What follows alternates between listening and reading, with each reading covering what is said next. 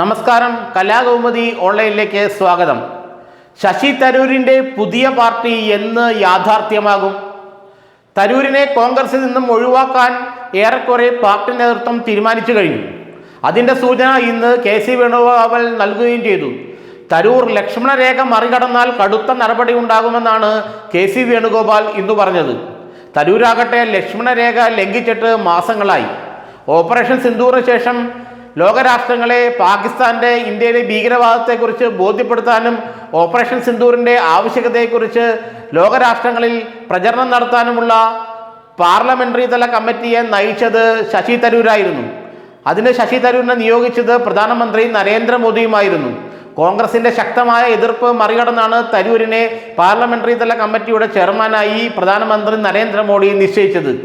ഇതോടെ കോൺഗ്രസ് കൂടുതൽ തരൂരിൽ നിന്ന് അകന്നു. കോൺഗ്രസ് തന്നിൽ നിന്ന് അകലുന്നതിൽ യാതൊരു ക്ഷോഭമോ മനസ്താപമോ ശശി തരൂരിന് ഇതുവരെ ഉണ്ടായിട്ടില്ല.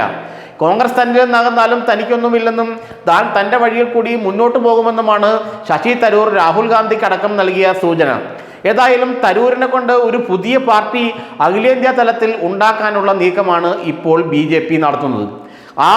ആം ആദ്മി പാർട്ടിക്ക് ബദലായി, അല്ലെങ്കിൽ ആം ആദ്മി പാർട്ടിയെ പോലെ തന്നെ അത്തരം ഒരു പാർട്ടി കോൺഗ്രസിന് ബദലായി ദേശീയ തലത്തിൽ, പ്രത്യേകിച്ച് മിഡിൽ ക്ലാസ്സുകളെയും വിദ്യാസമ്പന്നരായ യുവാക്കളെയും എല്ലാം പ്രതിനിധാനം ചെയ്യുന്ന ഒരു പുതിയ പാർട്ടി ദേശീയ തലത്തിൽ ശശി തരൂരിനെ കൊണ്ട് ഉണ്ടാക്കാനുള്ള പരിപാടിയായിട്ടാണ് ഇപ്പോൾ BJP മുന്നോട്ട് പോകുന്നത്.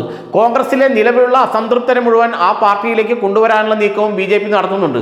ഗുലാം നബി ആസാദ് അടക്കമുള്ള പഴയ നേതാക്കളെയെല്ലാം ഈ ശശി തരൂരിൻ്റെ പുതിയ പാർട്ടിയിലേക്ക് ആകർഷിക്കാമെന്നും BJP നോക്കുന്നുണ്ട്. തരൂരിനെ BJPയിലേക്ക് എടുക്കാൻ ആ പാർട്ടി ആഗ്രഹിക്കുന്നില്ല. തരൂരിനും BJPയിലേക്ക് പോകാൻ ആഗ്രഹമില്ല. താൻ BJPയിലേക്ക് പോകില്ല എന്നുള്ള സൂചന കഴിഞ്ഞ ദിവസം തന്നെ ശശി തരൂർ നൽകിയിരുന്നു. നിലമ്പൂർ ഉപതെരഞ്ഞെടുപ്പിൽ തന്നെ പ്രചരണത്തിന് വിളിച്ചില്ല എന്ന കാര്യം പറഞ്ഞപ്പോൾ അദ്ദേഹം പറഞ്ഞു താൻ ഒരിക്കലും BJPയിലേക്ക് പോകില്ല, താൻ കോൺഗ്രസ് തന്നെ നിൽക്കുമെന്ന് പറഞ്ഞെങ്കിലും BJPയിലേക്ക് തരൂർ പോകില്ല എന്ന് പറഞ്ഞതിൻ്റെ പ്രധാന കാരണം അദ്ദേഹം അഖിലേന്ത്യാ തലത്തിൽ ഒരു പുതിയ പാർട്ടി ഉണ്ടാക്കാൻ ശ്രമിക്കുന്നു, അല്ലെങ്കിൽ പുതിയ പാർട്ടി ഉണ്ടാക്കാൻ ആഗ്രഹിക്കുന്നു എന്ന് തന്നെയാണ്. ഏതായാലും കോൺഗ്രസിൽ ഇനി രക്ഷയില്ലെന്ന് ശശി തരൂരിന് അറിയാം. തരൂരിനെ കോൺഗ്രസ് എപ്പോൾ വേണമെങ്കിലും പുറത്താക്കിയേക്കാം.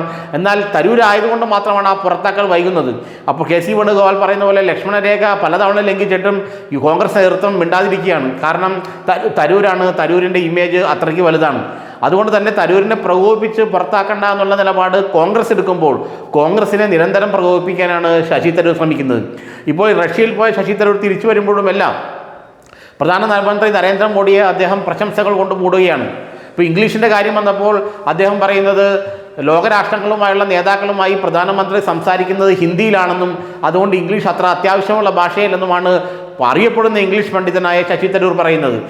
അതുപോലെ തന്നെ അദ്ദേഹം ഓരോ നിമിഷവും പ്രധാനമന്ത്രിയെ മഹത്വവൽക്കരിക്കുന്ന വാചകങ്ങളുമായാണ് മുന്നോട്ട് വരുന്നത്. ഇത് കോൺഗ്രസിന് വലിയ തോതിൽ അസ്വാരസ്യങ്ങൾ ഉണ്ടാക്കുന്നുണ്ട്.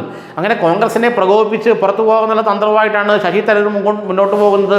മാത്രമല്ല അദ്ദേഹത്തിന് പുതിയ പാർട്ടി ഉണ്ടാക്കാനുള്ള എല്ലാ സഹായവും BJP നൽകുമെന്ന് നേരത്തെ തന്നെ സൂചന നൽകിയിട്ടുണ്ട്. കപിൽ സിബൽ, ഗുലാം നബി ആസാദ്, കോൺഗ്രസുമായി തെറ്റി നിൽക്കുന്ന മനീഷ് തിവാരി, സൽമാൻ ഖുർഷിദ് തുടങ്ങിയ നേതാക്കളെല്ലാം ശശി തരൂരിൻ്റെ പാർട്ടിയിൽ ഉണ്ടാകുമെന്ന കാര്യം ഏറെക്കുറെ ഉറപ്പായി കഴിഞ്ഞു. ഈ പാർട്ടിക്ക് മുഖ്യ കാർമ്മികത്വം വഹിക്കുന്നത് BJP തന്നെയായിരിക്കും. വരുന്ന കേരളത്തിലെ നിയമസഭാ തെരഞ്ഞെടുപ്പിന് മുമ്പ് ആ പാർട്ടി ഉണ്ടായേക്കാൻ സാധ്യതയുണ്ടെന്നുള്ള സൂചനയും യഥാർത്ഥത്തിൽ ശശി തരൂരിൻ്റെ അടുത്ത അനുയായികളിൽ നിന്നും ലഭിക്കുന്നുണ്ട്.